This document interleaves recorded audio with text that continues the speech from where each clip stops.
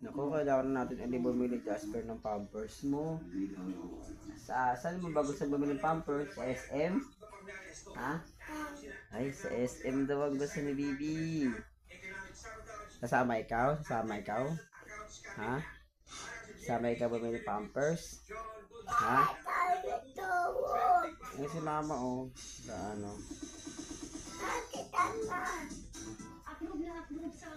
Sama daw siyang bumili ng pampers sa SM. Anong gusto mo? Ano yan? Ano yan eh? Okay ka, Robin?